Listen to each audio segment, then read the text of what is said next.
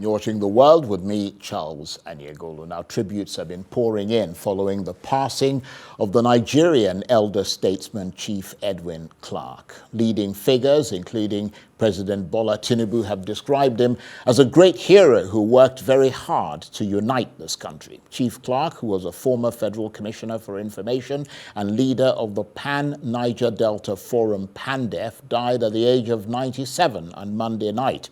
His family have not yet announced details of his funeral. Well, for more on the life of Chief Edwin Clark, I'm joined now in the studio by Jonathan Lokpobiri, who is the president of the Ijaw Youth Council. And of course, Chief Edwin Clark was an Ijaw man himself. Tributes, as we mentioned there, pouring in, and all of them glowing from every quarter, including from President Tinubu himself. I guess that tells us what kind of a towering figure Chief Edwin Clark was. Yes.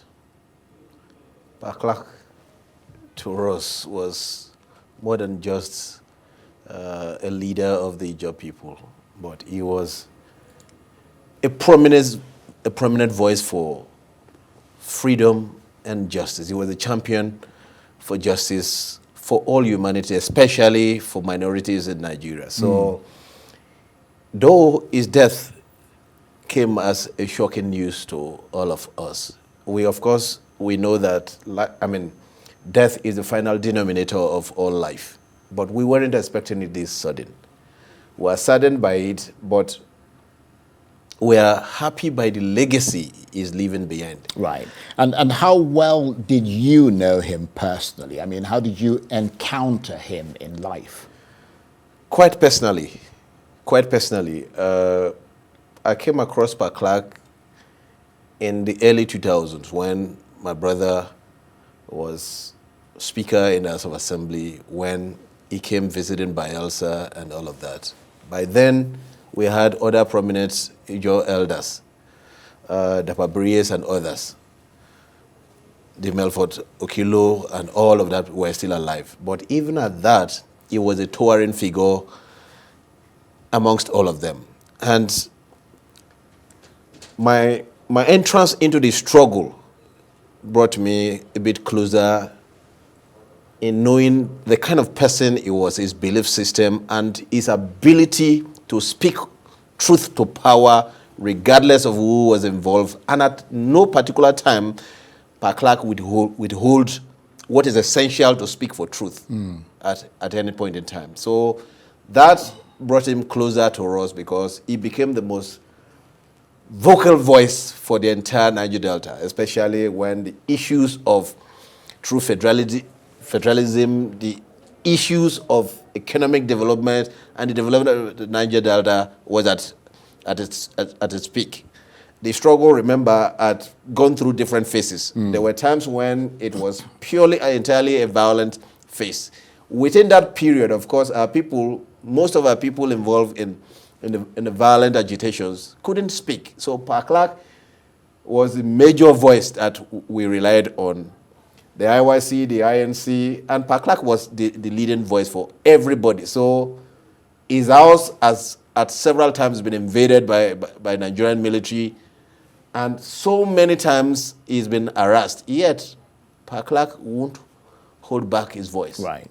And of course, you are the president of the Ijaw Youth Council, and some of the people that he represented, many of them that you talked about just now, were, of course, young people. What did he mean to them? For us, he was one bundle of wisdom based on history, practical experience he's had, and his unfading ability to remember events and people that his life had come across is quite unprecedented. Is somebody at 90-something, Clark will remember things that happened in 1950s. It's strange. Is somebody to learn from, and we are happy by the legacy he's leaving behind. In fact, for Ijaw Nation and the Niger Delta, which he represented and fought so gallantly all his life, we'll greatly miss him, and we're struggling how somebody can fit into that I mean, he was, of course, 97 years old, which, I mean, clearly he wasn't a spring chicken. But, I mean, do you know what actually led to his death?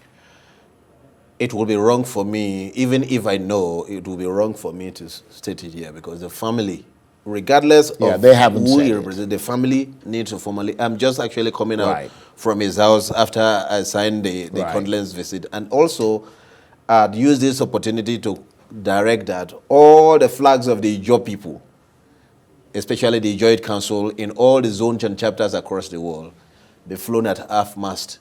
And then a 3 days mourning for our great father. Indeed. So how best, I mean, because obviously he was from the Niger Delta, but I mean, he touched people across Nigeria. How best do you think Nigeria should remember him and immortalize him?